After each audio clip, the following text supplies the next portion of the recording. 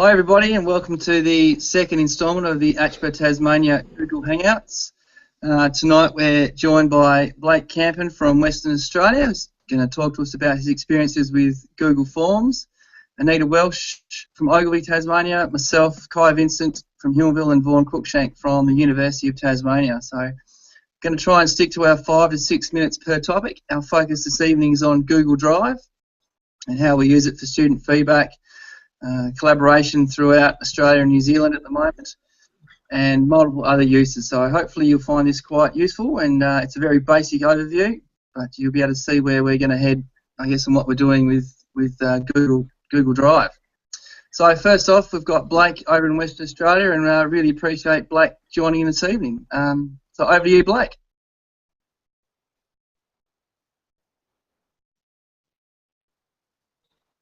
All right, thanks very much, Anthony. Yeah, thanks for inviting me in and let me talk about how I've been using Google Sheets with our 7 do's incorporate technology into a 7-minute run and try and motivate our kids a little bit. So basically I set up a Google Sheet and had the students' names down one side, down one column. Maybe I'll start by explaining how the 7-minute run worked. Basically, we've got a course at school that's we've got 4 posts that are 125 metres apart. So basically in 7 minutes, and then they come to me and give me the number of how many posts they've run past, and I'll input that data into a Google Sheet. So I just basically wanted to make something as simple as possible and try and motivate the kids. Now, part of that was also giving the kids some medal badges when they've reached certain milestones. So once they have run 2 kilometres in total, they got a badge. Once they'd run 5 kilometres, they got another badge. The 10 kilometre, 15 kilometre, and finally a half marathon, which a few have gotten to. So basically how I set the spreadsheet up was had the students' names down one side and then a list of columns where I could enter the raw data. And just entered some pretty simple formulas to create their total distance run, the total amount of poles that they'd run past, and then a class total distance at the very bottom. Now I thought it was working quite well in class, and I thought, well, I'm able to share this sheet with people within my department, and everyone was having a go at it. So I thought I'll put a tweet out there and see if anyone was interested in competing against one of my classes. So that's what I did, and jumped on board along with Tim Gander from New Zealand. So we actually had 4 classes competing against each other in a 7-minute run challenge.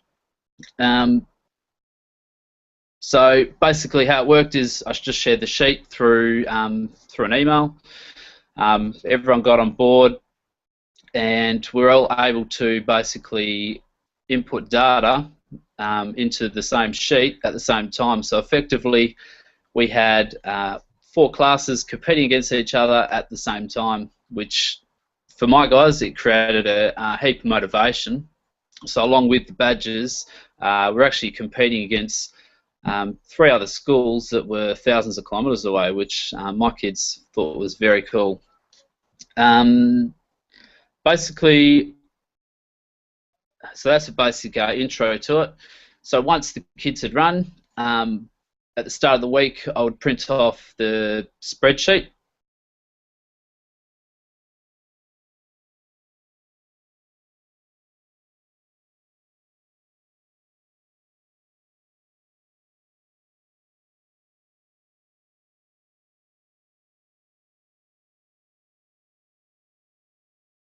Fortunately, sorry everybody, it looks like Blake's dropped out. He's coming back in though, so as soon as he gets back we'll re-add him in. So a very interesting initiative there by Blake. It's really taken off, and we're looking at doing something very similar called a global CrossFit challenge down the track. Blake's still joining in with his video. Yeah, we've got 8 classes ready for the Global CrossFit Challenge. Haven't quite gone global yet. We're in Brisbane, Victoria, and we've got 4 classes in Tasmania. So we're all set and ready to run in a similar situation and challenges that Blake has just described there. We might flip over to Anita, see if Anita's ready to give us some basic overviews on how to use Google. We'll just see if she's ready. Here she is. Are you all set, Nate? Yeah, I'm all good to go, Anthony. Good, excellent. I can see Blake's picture there, so if he pops back on, we might pause and switch back over before he has to duck off. Over to you, Nate. Cool, no worries. Last Hangout I spoke about using video feedback in archery, and part of that was talking about using the Google Drive and linking in QR codes in order to share the video with the students. So I'm going back to basics today for those of you who don't or haven't done much with Google Drive, and I'm going to talk through how to set up a Google account and how to share some videos in with Google Drive. So I'll just share my screen and get a presentation up for you. Thanks, Nate. Blake's back now, so we might pause you there and switch back to Blake. Too easy. Excellent. Cool. Okay, There you go, mate. can you... Back on, mate. All yours.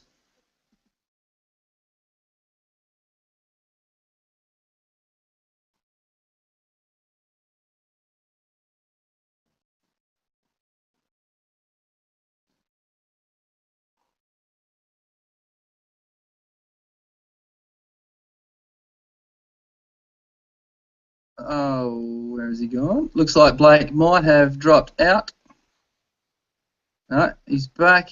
Having some issues from Western Australia, unfortunately, everybody. Sorry for this.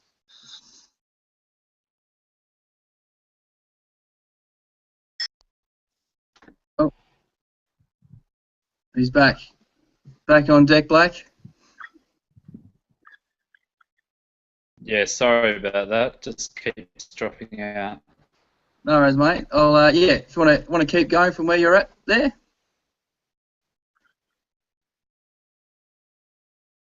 Yeah, okay. Let's try and remember where I was. Okay, basically, yeah, so I put the results up in the change rooms, and the boys, yeah, basically came in to get changed. First thing I did was have a look at their results. It was great for goal setting. It was see how far they were in front of the Tasmanians and the New Zealanders. So that was, yeah, like I said, it was a good good motivator. So yeah, basically, it was an awesome experience to be able to sort of connect 2 classrooms which are so far apart, and it's really got me thinking about, you know, how far we could go with this. I know, Anthony, you've started looking into some CrossFit games where you're competing against other schools around the world, which is, yeah, I think definitely a way of the future to motivate the kids to stay active. Cool.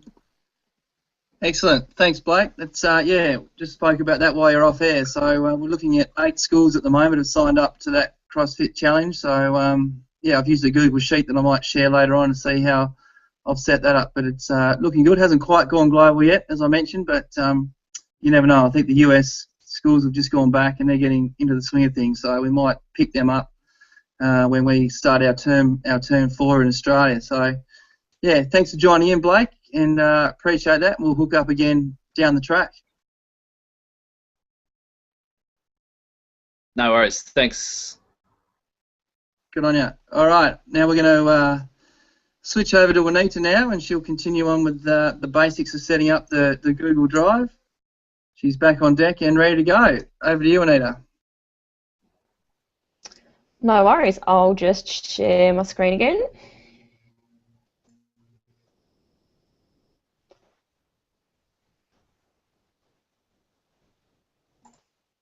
All right, so can you see a screen up there? Yep, all good, Anita. All good to go.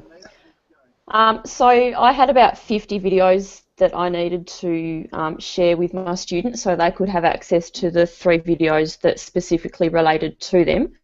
And after having a conversation with Anthony, we thought the best way was to share it through Google Drive. So once again, I'm going back to complete basics, so apologies for those of you who are whizzes at Google Drive, but it's more for those who haven't had the experience. So you need to firstly set up a Google account, and the important thing is, in order to share the videos with those students, they also needed to set up a Google Drive or a Google account. So the same steps they would follow to sign up as well. So it's just google.com.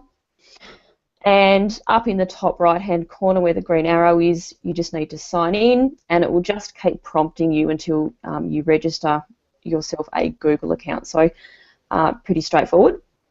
Once you are signed in, where the big green arrow is, you just need to go to all the little squares or the little tiles and go to the Google Drive icon. So once again, it's all really self-explanatory, and I think Anthony will probably go through the same little process at the start of his presentation as well. So once you click on that drive, that will take you into Google Drive, where it will present you with a whole range of options. And one of those options in a big red button at the top there is Create. You just need to create a new folder. So that's what I did, and popped all the videos into one folder. And I just named it Archery Videos, but obviously you can name it whatever you like. So once again, it's a really simple process to follow. The process of adding files to a folder is also incredibly simple. It is just a drag and drop. So I had all the videos on my laptop, and all I needed to do was select them and drag them straight across. So dragging them across in big bulk, the 50 videos all uploaded, but you could walk away and do some other bits and pieces while they were uploading. So super, super easy. So it's not just videos that you can be doing this with, it's just that's the specifics that I did for my class, because they needed to go back and watch them for feedback. As far as sharing the videos with students, like I said earlier, you need to make sure that they have a Google account, so they can actually be accessing it, otherwise it won't let them view it. And the students were able to access their video with 2 different options. So one of them was a QR code, and one of them was via their Gmail address. I'm going to talk through how to set both of them up. The email one's super easy, and the QR code's just a slightly more complex, but once again is really simple. And what all this does is mean that they have access to only their video, or their 3 videos. So with the QR codes, like I spoke about last Google Hangout, I found a Google Doc generator for QR codes that could do it really quickly and in bulk through a website called the Next Web. You can get to it with this link here. But if you go onto that website, one of the paragraphs here talks about a QR code auto generator. If you click onto that, it will lead you to a couple of options here with, I guess, what you can do. So there's a QR code auto generator template, which will just give you one single long column, I guess, of QR codes, or there's a QR code auto generator 2 columns, and the 2 columns is the one I used because it prints out much neater, and you can sort of have one class. I had 30 girls, 3 videos each, and we're probably looking at 3 pieces of paper, so it was a much neater printout, but once again you can sort of do what you need to do. Once that was opened, let's just find where I'm up to. It's a really simple process, and I'm going to hopefully do this all live now if things will work for me. So I've got my QR code generator open. You just need to go to your videos. So here's all my archery videos here. Really simple process. You go to the video that you need, and I did this for each single video, and it didn't take very long at all. You just need to right click. You go to the share icon,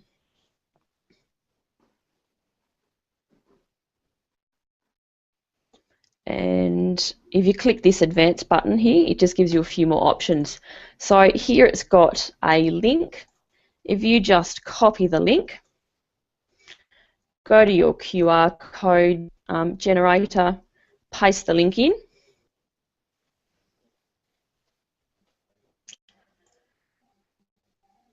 It's all taking a little bit of time tonight. So you've got your URL, you've got your automatic QR code, and you can pop in a quick description. And I just popped in the student's name and which video it was, so whether it was their first, second, or third attempt at the skill of archery.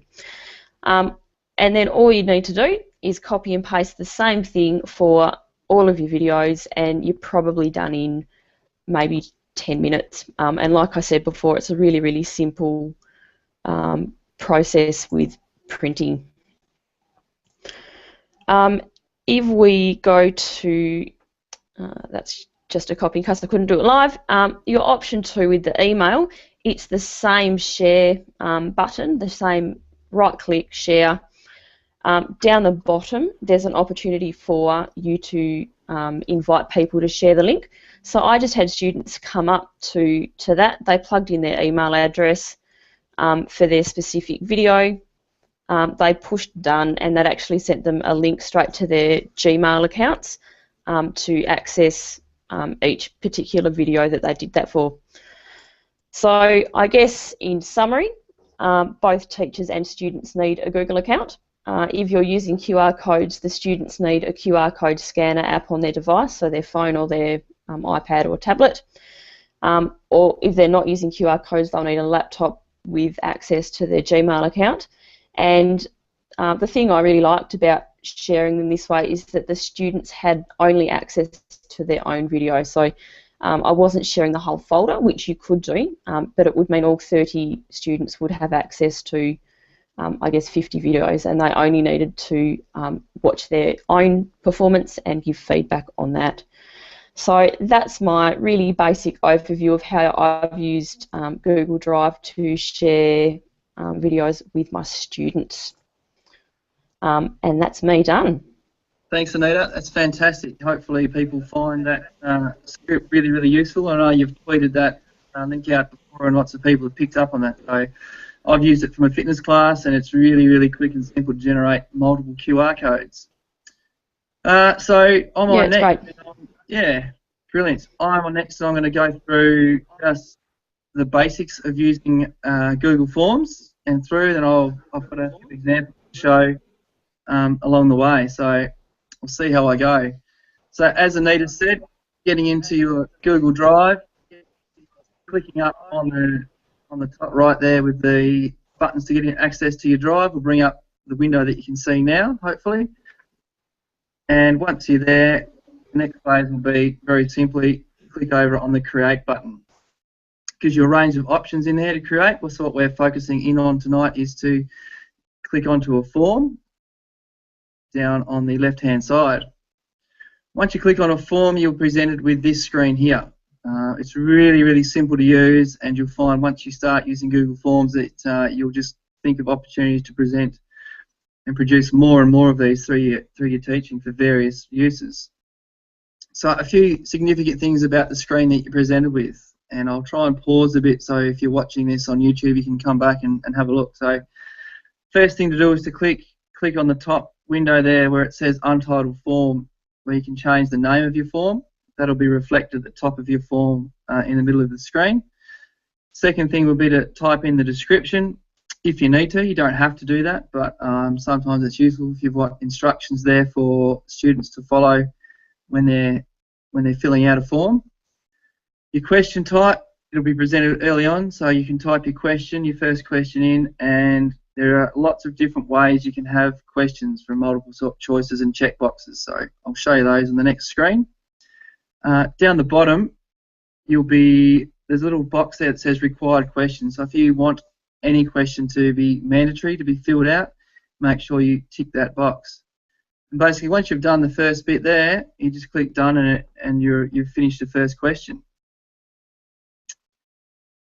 With the question types, there are a number of question types, and you need to think about what kind of data you need to collect from the students. So it goes from text, text to paragraph, multiple choice, check boxes, choose from a list, a scale, grid, and so forth. So obviously text and paragraph text are hard to analyse, I guess, in terms of getting all that feedback and getting some real good data out of it. But if you want purely text, then go for it. Multiple choice, check boxes, self-explanatory, really good. Find the scale is really good at doing like a 1 to 5. If you're doing the Australian curriculum, you're going from well below standard to well above standard. You can set a nice little scale up in there. And the grid also useful if you're looking at rubrics, and have a play around with those as you go through. Once you've done your question, down the bottom there'll be an add item button. One of the biggest tips I think I can tell you tonight is that think about the structure of your form before you actually go and start editing. If you have a rather lengthy form, once you start adding an item, it'll go to the bottom of the list. So if you have 13 or 14 questions and you choose add item, it'll pop it right down the bottom of the actual form, and you've got to move that question right up. So it can be done, but it might get a bit messy depending on how you structure your form out. The other option is to duplicate your form, but I won't talk about that this evening. Once you've got your form, and as you can see on the screen there, I've done a netball self-assessment example. How would you rate your netball skills? So there's a scale, below standard to above standard. Down the bottom, there's a little message that you can click, and that message is the message that pops up once people complete the form. It defaults to your response has been recorded. You might have another item, another way of writing thank you for your submission down there. Once you've done the form and you're happy with it, so this would be a basic form, click on the View Live Form button, and that will take you out to how it actually exists with a live link on the internet. Pretty self-explanatory there, and that's what it would look like there on your screen once it's published. So pretty simple, nothing too much to it, but really handy, and that's really quick, and students could get on there and fill that out really quickly. However, you might want to change how it looks. You can change the look of your form. When you do a form initially, it might ask you for a theme. If not, and you just choose a blank theme, once you're in the form editing area, you can click on the Change Theme button. Once you do that, on the right-hand side, it will bring up a whole range of different themes to choose from. Simply click on one of those, scroll to the bottom and click Apply, and you'll have a new look to your form as you go. One of the things that you need to do as you go through is to create a spreadsheet. So once you've got your form structure set and ready to roll out, you need to choose what you're going to do with the data that you collect. So here's what you do, and you can see there that I've added a theme to the background of the form. Up the top, you'll see a responses menu. You need to click on the responses menu and then choose response destination. And this is where you get to choose what happens when the form's filled out. This window appears. You can put in a new spreadsheet and it will have the name of the spreadsheet there. That's exactly how it will appear, and it will automatically appear in your Google Drive. Down the bottom there, I've said unclick this button so that all responses go into one spreadsheet. So if you don't click that, you'll get a spreadsheet for every student that fills out a form. I find that I want it all in one spreadsheet, so for every entry for every student, I just get a new row and it just compounds itself. So I'll have a whole class in one spreadsheet and every row for every question that I wanted in the spreadsheet itself. And that's automatically done. You only have to do this once when you're setting up your form. Back in your Google Drive, as you can see here, it automatically creates a sheet. So netball self-assessment, in brackets responses, and you can see the logo next to that. You'll know that that's a sheet as opposed to the one above that, which is a form.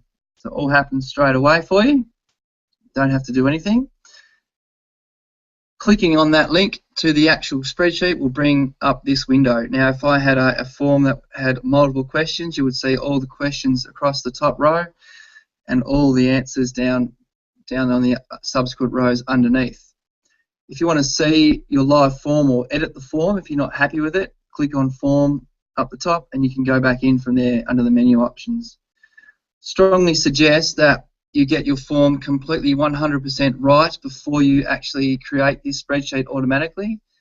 If you don't, when you go back in and add other questions into your form, it won't actually replicate into the spreadsheet.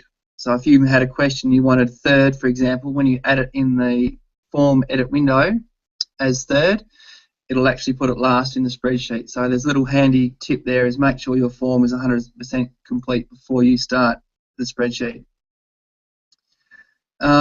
Viewing live form, once it's done, back there again in your edit window. Sharing the form is really important. Obviously, you want your students to have access to this form, so you've got the link. How do you get your students to access this particular link?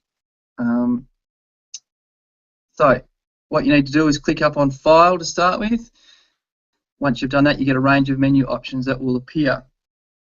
Click on Add Collaborators, and this window will appear for you. The actual link is the one highlighted in blue. That's the link that you can post, email, do anything you like with. However, at the moment, the default is that the form is set to private. So you need to click on the Change button there to make sure you can have, that will say anyone with the link can edit and produce data out of the form. So if you leave that as private, your kids won't be able to access, but if you have it as anyone with the link, they certainly will be able to get it.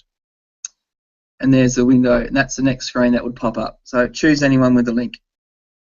And they don't need to sign in, they can, and that's only a recent update with Google. They don't need a Gmail account or anything. Anyone with the link can now edit that form. So one little trick that we've done, and Anita's talked about the QR code. So here's a little tip to make sure that that link is easily accessible for students and published around everywhere. So once you go to View Live Form, the live link will appear here, or the Add Collaborators button, whichever. Make sure you select that actual live link. Once you've done that, I suggest that you go to a website called Goo. I use goo.gl for my Gmail. There's bit.ly, there's a lot of other ones, tiny URL that will shorten the web address, so you can put that out through email and other avenues. I use Goo. This is what Goo looks like. Very simply, you paste your link under there, click shorten URL, and then it produces a tiny shortened URL on the right hand side. You just copy that and it's ready to go. So emailing out, it's an easier one for people to get. The next step that I like to do is have it as a QR code. So now what I'll do is that I'd pull up a website, qrstuff.com. Really, really, really simple. On the left is all the things that you can link to a QR code. Leave it as default as a website URL. Paste in your shortened URL. Down the bottom, click on download. It's easy as that. You've got a picture now you can print out and stick in your gym wall or in your classroom that students can scan with their phone and pull up the form for you to edit. So really, really simple to use. I guess the tip with editing the form is don't make your questions too long, and because then you think about how it's going to appear on your phone. If you have really long questions and long scales, if you want kids to do it on a phone at the end of a PE lesson, you don't want them having to scroll left and right to edit it out. So keep it sort of short and sweet as you edit and make your questions. A couple of examples before I finish here is how I've used Google Forms this year for my school context. I've got them open on my window, so I'll pop them up there. So this was a professional development form.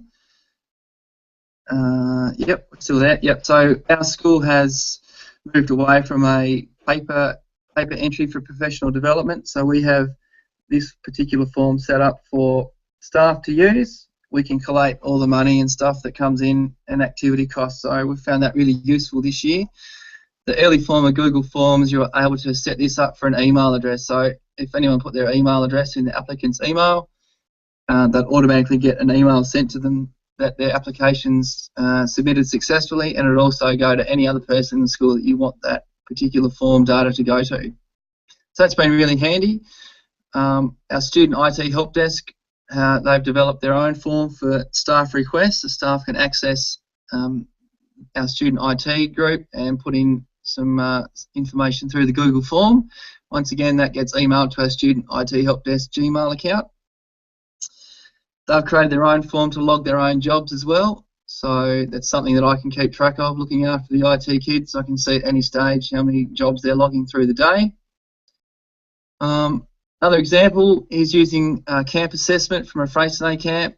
So I had a lot of information there. That's been really useful to find, collating information about the camp and some text-based feedback. same kind of thing with the volleyball self-assessment, and I played around with the curriculum and tried to set up a rubric. A little bit tricky the way I did it. I'd have to redo that one.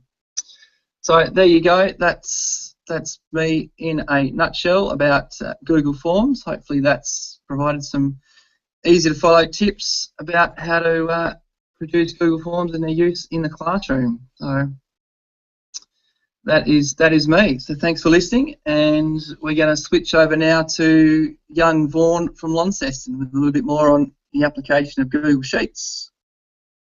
Cool. Thanks, Kerry. I'll just get my screen up so you all know what I'm doing. But basically tonight I'm going to show you how to make a graph in a Google Sheet. So to start off with, you just need to come up to Create and then come down to Spreadsheet. I've already done that, so I'll just go to the one I've made. So my example tonight is just a heart rate recovery sheet. So I've got some examples there. So heart rate pre-exercise, immediately post-exercise, and then a minute and 3 minutes after. The numbers 1 to 30 will just be replaced by student name. So I'll just chuck my name in 1, and if all of you and anyone else listening out there wants to put their names below mine. The basic rule of multiple people editing the same sheet is if a cell has a coloured border around it, that basically means that someone else has got to that first. So you'll then need to move down to the next one so that you're not sort of riding over the top of other people. I've also put in some formulas here, so I'll know the class average at each of these 4 times, but just because of time I'll press ahead tonight. But if you do have any questions about what you can see here and how I've made the formulas, maybe how to put in extra rows if your class has more than 30 students, then just tweet me and I'm certainly happy to answer those. So from here, as Anita and Coe have already showed you how to do, you just need to come up to the share button and then share with any collaborators you want. So tonight I've just made this so that other people, as obviously you can see a few people there already, can actually get hold of this and edit it. Okay, so once you're happy with it and you've shared it, the easiest way to make a graph is just to highlight all the data that you actually want in the graph. And this error message here is just because there's no numbers up in these cells yet. You then just move up to Insert and you go down to Chart. So it is a graph, but I guess that's the American terminology. You need to make sure this is correct. So as I've just highlighted the cells, I'm happy with that. I'm going to click on this button because I want to track my student's heart rate from column B through to column E. In terms of charts, there's quite a few options you've got there, but tonight I'm just going to choose the line graph. And then the Customize tab is where you can then start to actually make your chart or your graph what you want. So you can edit the title, change the color, the font size.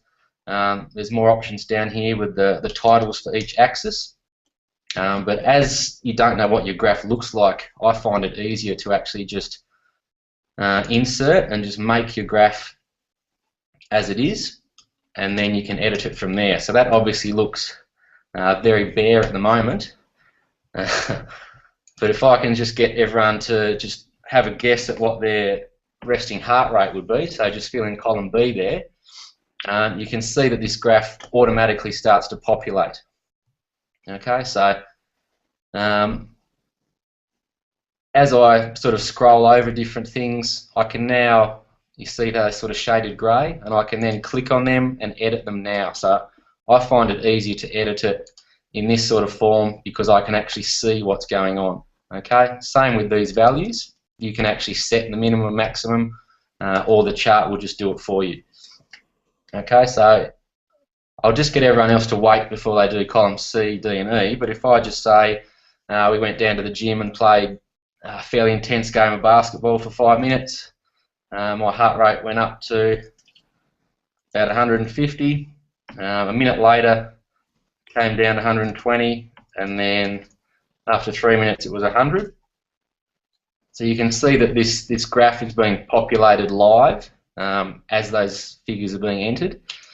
What I will do now, just to make it a bit bigger, is you can go up to this little inverted triangle and then click on this Move to Own Sheet tab.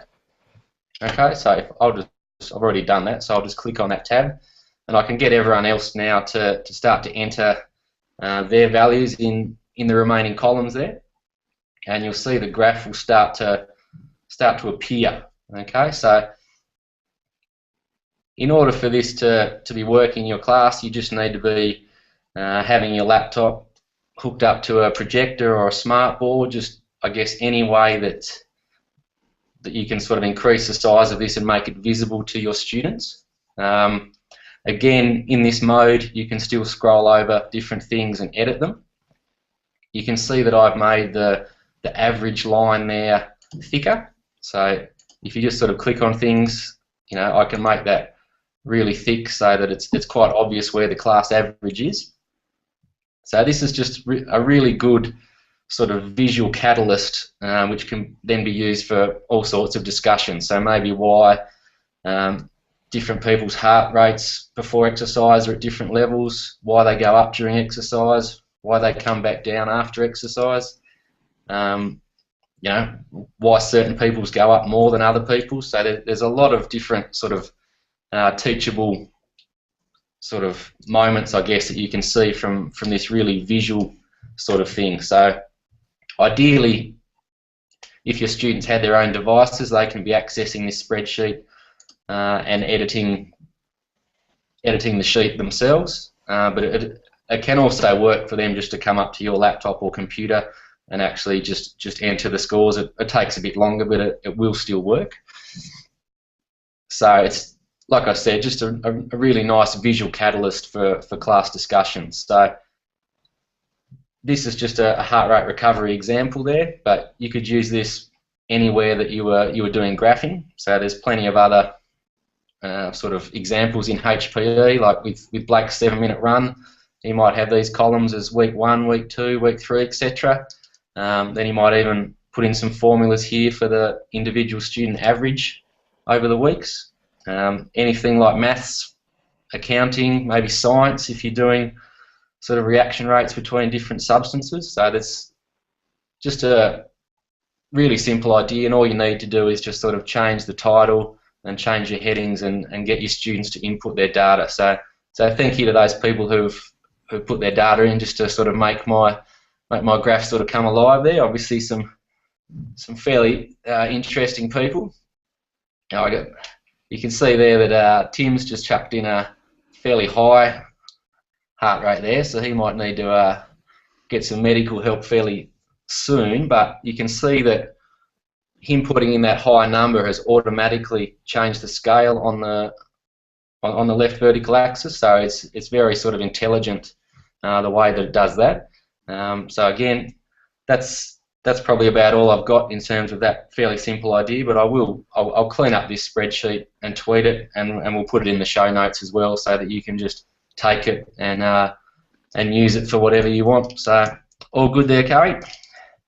Cool. Thanks, Vorn. That's absolutely fantastic, and really see the application of that in a classroom, particularly our fitness classes at Oakley, and even getting some live stats up there as we go. I think that'd be absolutely fantastic. So well done, mate. That was superb. Thank you. Now we're over to Kai now to wrap up proceedings tonight with some more examples of how he's used forms throughout Google. Over to you, Kai.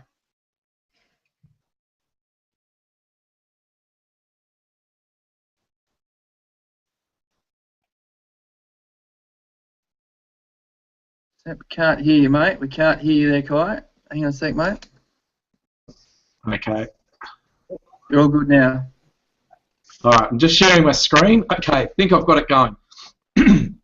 So what we've got that I'm going to be talking about is a couple of years ago we set out on a bit of a project at school to start to collect a lot more feedback on our actual teaching practice at school, and we had a bit of a look around the net at what we could find and what other people were doing in other various parts of the world, and we stumbled across a program that was funded through the Bill and Melinda Gates Foundation, and they set out in the US to try and work out the best way to measure effective teaching, and they set out and they created this MET project. And from that project, it was based around being able to collect 3 bits of data, and they were looking at classroom observations, student surveys, and student achievement gains in test results and things. And they collated them all and used them as a bit of a predictor. And they found that the student feedback was a really pretty good predictor of actual teaching effectiveness. So we adapted some of their questions they had in that survey and used a paper version of it about 2 years ago in many of our classes at school. And it was a real time-consuming effort to be able to run the survey at the end of someone's lesson, collect up all the paper copies and collate them and then graph them and do all those sort of things. And in the last sort of few months, we've basically moved from the old paper version that we've had to using Google Forms to be able to do it really, really quickly. So the survey questions, which I'll show you in a minute, are used in this project, are based around 7 C's, and they've got care, control, clarify, challenge, captivate, confer, and consolidate. Now, with all the ACHPER professional teaching standards framework stuff that's come out, it would be very easy to adopt some of the standards into a really good student survey. But this is one we had a couple of years ago that we used quite well across the school and had a lot of data around it. So we've just transferred it across. But one of our projects will be in the next little while to use the ACHPER framework as our questions. So the benefits of being able to use Google Forms to collect this feedback make it a really, really easy, quick, reliable and repeatable method of being able to get feedback really quickly and regularly. So you could do it once a week, you could do it once a month, very, very quickly. And then it allows you to track changes in time in teaching effectiveness by topic or teaching style or by content. And it builds a bit of a profile of people's strengths and weaknesses from the graph results. So I'll whiz over to the actual survey. So this is the editing version of the Google form that we've got, and you can see some of the questions that we've got, and I'll just scroll down and then we'll have a look at the form. It's quite lengthy, but it actually doesn't take very long for the kids to go through it, and it's all based around that 5-point scale that we've got there. So I'll go across to the Google Forms. So basically, the kids will get on here at the end of a lesson. We've got a little blurb at the top there that we're after feedback for that particular class in that subject that they've just been sitting in. So at the end of a lesson, and they'll go through and make some judgments against some of these statements, which doesn't take very long. And I'll whiz down to the bottom and they submit it. Now, one of the really cool things about this particular Google Forms is that it's really easy to see the responses very quickly. So the responses get generated in a spreadsheet, which you can graph and you can do all sorts of things and you can automate it so that you get a really quick profile of how a particular lesson might have gone. But it's also got another feature that I don't think anyone's mentioned so far tonight, where you go up to responses and you get a summary of responses, and it'll graph all of your questions for you based on the responses. And from just visually looking at some of these graphs, so our values along the bottom are the strongly disagree as number 1, across to strongly agree as number 5. You get a pretty quick picture as to whether or not the responses are on the positive or the negative side. And you can scroll down and see very quickly how a lesson's gone and pick out some strengths and weaknesses and then compare it to the week or before or later or between teachers or whatever you'd like to do. Now, we've used this survey with all subject areas, so it's not just a PE specific thing, but we can use it across the board. And it's been pretty useful for us, and now that we can use this Google Forms to get it going, it just works really, really quick. So the website for the project, if people are interested in it, is Measures of Effective Teaching. So it's metproject.org, and it's got lots of information and resources on the research findings from their actual study that they did, and all the history to it too. So it's pretty good stuff. So that's how we've used it, and as I said, we'll probably start to use or adapt some of the ACHPER professional teaching framework to the questions instead of these ones that we've got. We've only used these ones because we used them a few years ago. We had a bit of a history for it. So that's it. Kai, back to you. Excellent. Thanks, Kai. Very, very handy there, mate. I think if people are watching this, they're going to take that option up, and that survey looks something that we definitely do back at school for our students. So well done on getting that up. That's sensational. Just before we go, I want to just share some work that Blake's done around the 7-minute challenge that he talked about. So here's his spreadsheet that he has run with Anita and I and Tim over in New Zealand. Pretty simple the way he described it, but this is what it looks like. And he's done some comparisons down there as we go. We're able to see, we haven't put our photos on yet, but the kids can see throughout the world what they're doing, and it's been yeah, a really good motivator for those students involved in that one. The Global CrossFit, bit of a plug for what I'm trying to get up at the moment. So I've got a shared Google Doc that I've tweeted out. If you're interested, there's some information there about how it will actually run. There's a Facebook group that's started. We're calling things a challenge of the week. I've done some videoing. All the details in this document. There's a list of the teachers that have indicated they're going to be keen to join in. So we're up to 12 different teachers, and there's Sally from Ulverston's put 3 classes to me today, so we're going to have at least 15 if everyone gets up, and it will be organised through a Google Sheet, just like the 7-minute challenge. So 8 rounds, who's responsible for doing video and what the challenges will be each week, and they'll link them through here.